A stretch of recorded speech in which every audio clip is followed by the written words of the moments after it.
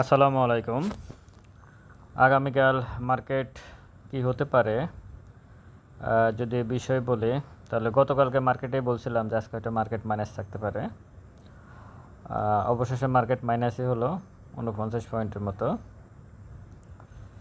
62টা advance আর 289টা decline. তো market সকালে একটু বাড়ছে, কিন্তু আসলে বিকেল দিকে এসে মার্কেটের পরিস্থিতি খুবই ভয়াবহ ছিল। অনেক বেশি সেল প্রেশার ছিল মার্কেটে, এটা মার্কেটের জন্য খুবই খারাপ দিক। ক্যান্ডেল অনুযায়ী মার্কেটের অবস্থা ভালো না। আপনারা যে উইকটা দেখতেছেন উপরে, এটা মানে পুরোটাই সেল হয়েছে মার্কেটে। এখান থেকে যারা ছিল, এখান থেকে সবাই সেল করছে। মুভিং এভারেজ 14 দিনে ভ্যালুর নিচে মার্কেট।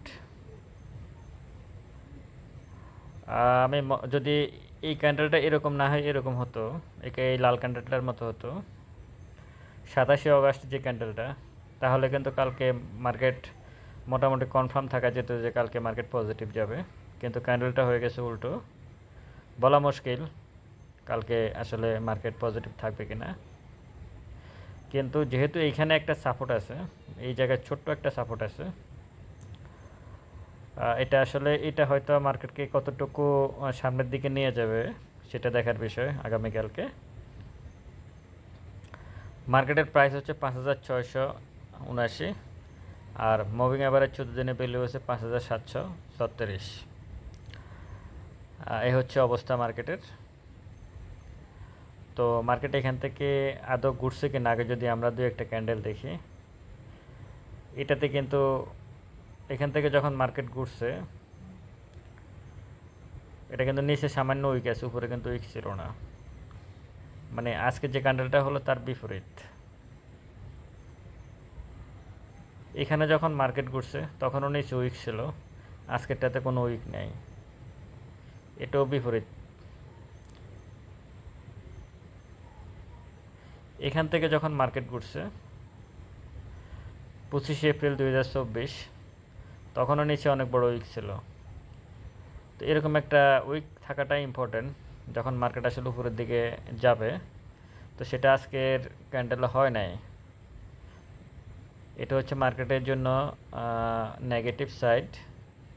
মার্কেট যদি পজিটিভ থাকে তাহলে আলহামদুলিল্লাহ ভালো। আর ভলিউম যেটা, সেটা নিয়ে আসলে খুব বেশি কিছু নাই, সেম অ্যাভারেজে ভলিউম হচ্ছে। ভলিউম নিয়ে তেমন কিছু বলার নাই, কারণ মার্কেটে ভলিউমের পরিমাণ অনেক কম। এই কম ভলিউম দিয়ে 400 শেয়ারের মতো, আসলে 400 শেয়ারে কন্ট্রিবিউট করা সম্ভব না। 500-600-700 কোটি টাকা দিয়ে এখানে 1000-1500 কোটি টাকা লাগবে। ব্যাঙ্কগুলোতে একটা তারল্য সংকট আছে, সে কারণে হয়তো মার্কেট ওটার একটা রিফ্লেকশন পড়তেছে।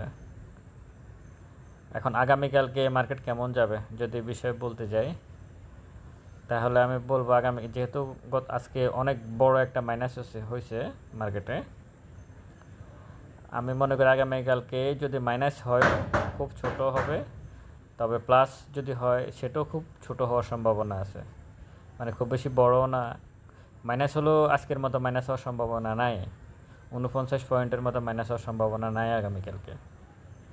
আর যদি প্লাসও হয় 50-এর মতো প্লাস হবে এরকমও মনে হয় না, এরকমও মনে হচ্ছে না। একটা সবুজ ক্যান্ডেল হওয়ার সম্ভাবনা আছে আগামীকালকে, এইরকম একটা ক্যান্ডেল হয়তো হইতে পারে আগামীকালকে। এই যে ক্যান্ডেলটা, ছোট যে ক্যান্ডেলটা দেখতেছেন, এই ক্যান্ডেলটা হয়তো আগামীকালকে হতে পারে।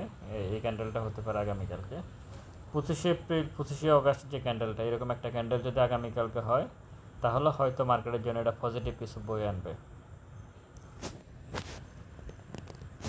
এ হচ্ছে কথা। তবে দিন যত যাচ্ছে মার্কেট তত খারাপ হচ্ছে। আমি আরেকটা ভিডিও দেবো কিছুক্ষণ পরে, 5ই অগাস্টের পরে আসলে কেন মার্কেট ভালো হচ্ছে না, কয়েকটা কারণ আছে। তবে আগামীকালকে মার্কেটের ব্যাপারে আমি খুব বেশি পজিটিভ না, আগামীকালকেও খুব বেশি পজিটিভ না। তবে আজকের মতো মাইনাস হওয়ার সম্ভাবনা কম, আজকে যতটুকু মাইনাস হচ্ছে এরকম মাইনাস হওয়ার সম্ভাবনা কম। ভালো থাকবেন সবাই, আসসালামু আলাইকুম।